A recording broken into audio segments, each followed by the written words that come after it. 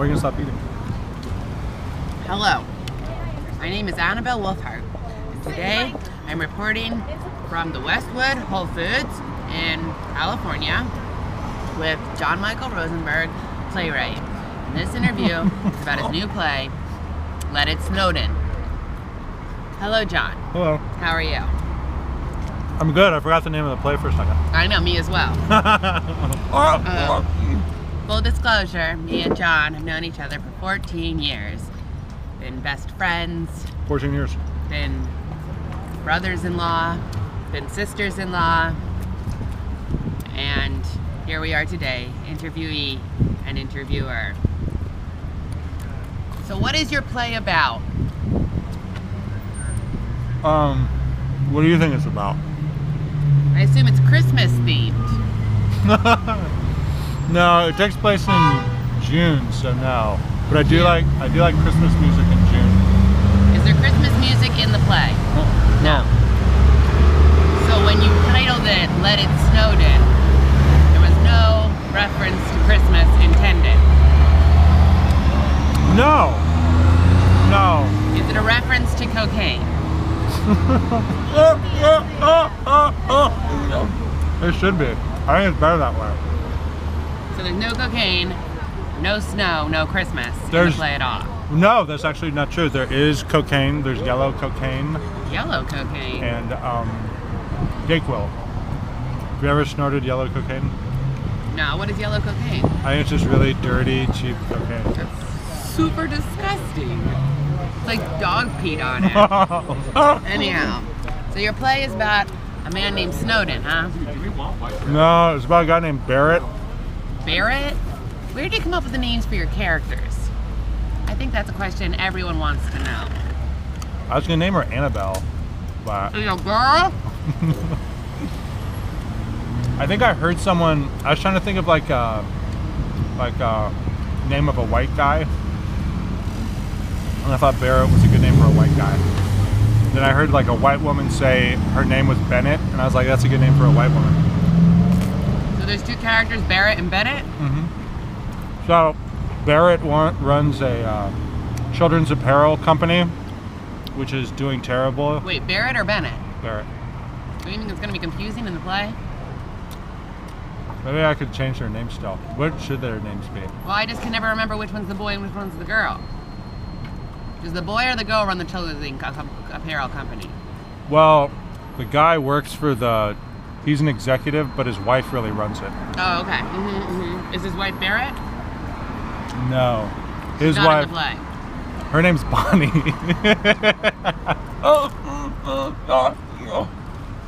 Well, at least you know Bonnie's a woman. She's a woman, right? My aunt's name is Bonnie. Mm. But yeah, right. Are there women named Barrett? Are there women named Bennett? Mm-hmm. I saw a woman, and I heard her say her name was Bennett, so I was like, that's the name of it. Are you sure that was her name you didn't just mishear? Oh, Bennett. Anyhow, what happens in your play? So, it's like, as a person that travels the world, I'm sure you know about long layovers. Okay, first of all, let's not go into the interviewer's personal information. Sure.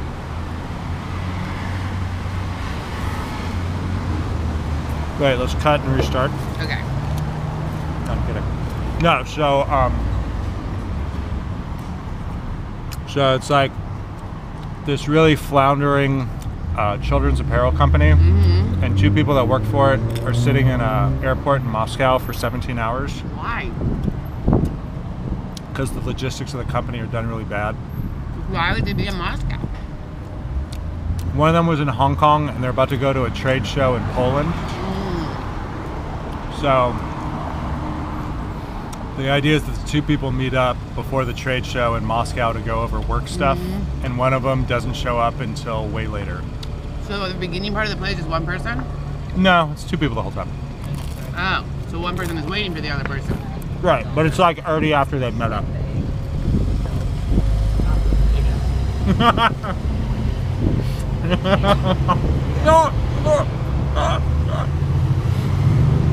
How's your pizza?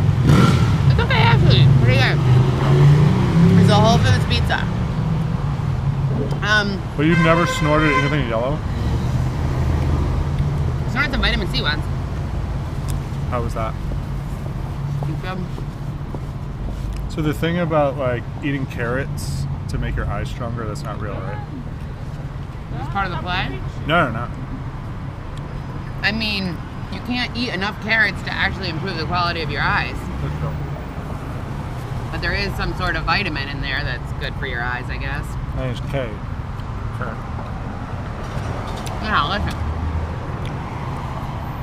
So, the play is just these two people talking in an airport in Moscow. Yeah, and one of them, the guy, explains how he saw Edward Snowden in the airport the year before. Because he's trying to show off. Now, Edward Snowden released some documents, right? He did. Oh my god, is he the one that Pamela Anderson to? No, that's Julian Assange. What's the difference between Julian Assange and Edward Snowden? And Chelsea Peretti? No. That other one, that's a woman. Chelsea Peretti is on Brooklyn Nine-Nine. And she's also married to that guy, and they're pregnant. Which one? She's married to Jordan Peele, who did Get Out. Oh my gosh. I know. When I found that out, I was very delighted too. Did you see that movie? I did see that movie. Did you like it? I liked it a lot. And you know what? It made me very happy that number one, my parents are immigrants, and number two, we were not old money. Because you go back into anyone's family that has money, there's some bad things in there. Like what? They did. None of them ever did anything good to get that money. It's always like murdered. Did you like that ending of the movie? I did like the ending of the movie. Yeah. Mom loved that guy, the TSA agent. She just thought he was a delight. Oh yeah. I can see her making out with him. Oh my god, for sure. Oh my god, I have to show you this picture. Anyhow, can we go back to the play? Who's the picture? I am not interested in doing that, and I'm conducting this interview, Right. and I would like you to please remain focused. Now, what is the difference between Edward Snowden and Julian Assange? Edward Snowden was the guy that worked for the NSA, and he had like a bunch of he had a bunch of stuff, and he gave it to reporters. Julian Assange was the guy that runs WikiLeaks, and he got a bunch of stuff from Chelsea Manning. Yeah, Chelsea Manning, who got released. So Chelsea Manning gave her information to Julian Assange, who runs WikiLeaks. That's fascinating. I'd love to be involved in something like that. You think so? Yeah. What part? The fame. But like, we're doing something cool. Yeah. But listen, you know that Pamela Anderson is boning Julian Assange? Really? Mm-hmm. She's really into him. She goes to the embassy? Mm-hmm. Oh my god. And they do it. That's cool. Yeah, fantastic. Do you find him attractive? On your side. I'm trying to think of who he kind of looks like. But like, I don't know that he's been accused of rape. Right. Yeah. That's not good. Mm-mm. That's not good. Not like that at all. No. Fuck that dude. Or don't fuck that dude. Don't bother. Apparently it doesn't matter to him.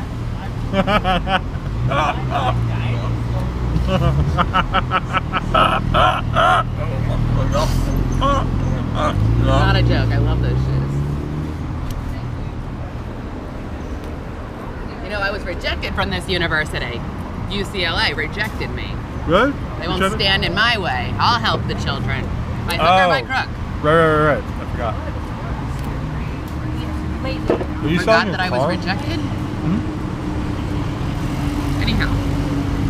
So these two people talk in the airport about one of them having seen Edward Snowden the year before in the airport because he's showing off. The dude is showing off to the girl. Of course.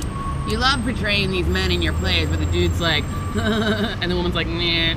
I think men are pretty pathetic as a whole. Do you think women are good at being like, meh, asshole? Well, at least the women in your life. When in my life what? Women in your life are very much the type of people that call people assholes for being like a smart ass. I think so, yeah. What are you looking at? Nothing. I Looking at know. anything. I know. Terrible.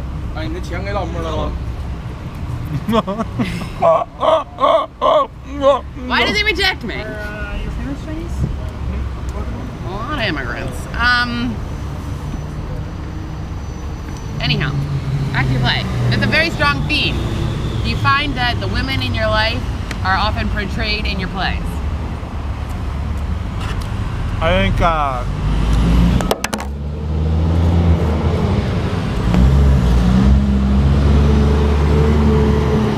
women are way more interesting than men as a whole.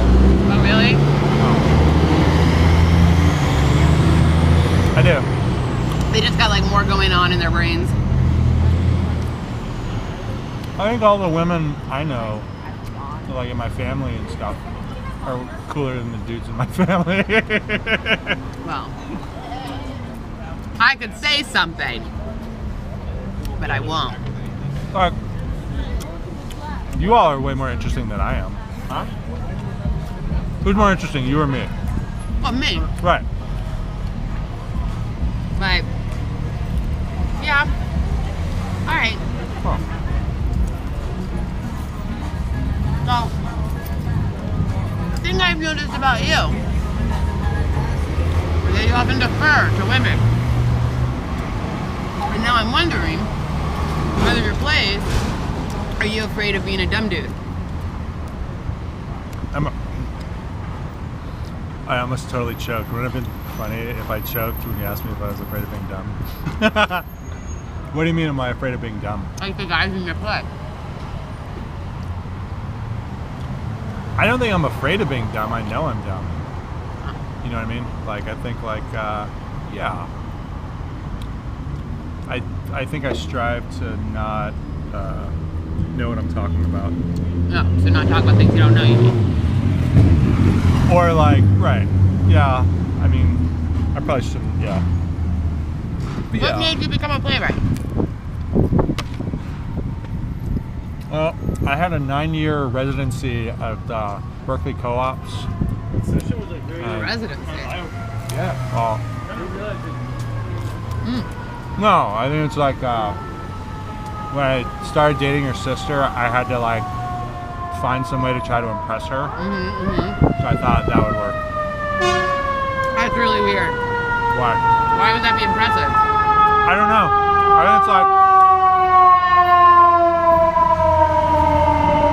I think it's like the only thing, you know, I think if I was like the child of like of a shoe cobbler, then maybe I would have become a shoe cobbler. Oh. So because your parents are dramatic. Your mother. Yeah, my parents are both. Who do you think is more traumatic, my mom or my dad? Both of your parents are extremely dramatic. But in different ways. Yeah. Different type of drama. Yeah. Yeah. But I've never really seen yeah, dramatic. I like that. Makes us more comfortable, I think. Absolutely. When more people are like crazy. It's nice to have. Yeah. It's not around. boring. I think that's one thing I love about our family is it's never boring. And an aside for the audience is that when John was doing his residency, or what other people would call a job, at the Berkeley Co-ops, I lived there at the Berkeley Co-ops, and we used to have lunch together, like we're doing right now. It was great. It was great. It was great. Where do we usually go? We used to go to the Mexican place, and then sometimes we would go What Mexican place? the one on the street, on a street. The same Mexican place that we went to the first day that we met, but we didn't go to that. We went to McDonald's. Oh yeah, Cancun. Yeah. That's right. And that was still like when I didn't really like my food to touch. Do you like your food to touch now? I'm much better about it. That was a long time ago. That was 12 years ago. 12 years ago. What food do you like now that you didn't like How then? long have you been?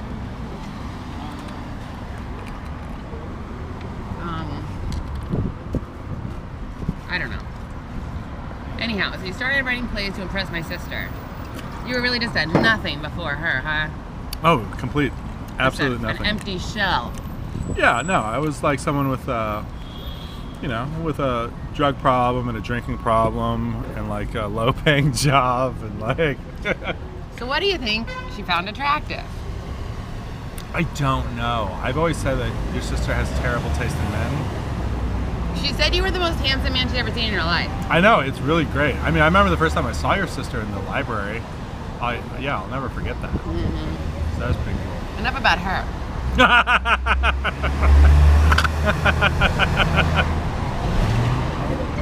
So this is what, your 10th play? No, this is my 13th. Your 13th? Yeah, this is the 13th one I'm putting on, but I've also written. This is the 16th one I've written. Yeah. Yeah, there's a couple I didn't put on. Are you finding that not drinking is making playwriting better or easier? Harder or better? It's funny, I was scared about that when I stopped drinking, that like, I thought like, you know, I'd not be able to There goes like, my do it. creative genius. Right, yeah. Mhm. But I think it's neat that, yeah, it's just a great way. I think how I experience drinking and writing is like, it's a mallet that just like, you know, it preoccupies part of your brain so you could do other stuff, you know? So like it shuts down part of your brain so you can like... Yeah, I think it shuts down part of your brain. It shuts down like a self-critical part of your brain. Oh yeah. So, you know, you can kind of just write whatever you think, and you like, that's why I like to like watch TV. And When you write? yeah, because like part of my brain could watch that and stuff. Okay. But yeah. But yeah, I think yeah. That dude Sonny Rollins, the saxophone player, he had a thing about drugs, talking about like doing stuff, and he talked about heroin and then also like drinking and smoking, and that like it's like a trap and stuff. It is like a trap. It's a great trap though. It's not a bad trap. I mean, it's a fun trap when you're in it. Yeah, it's great. Clap trap.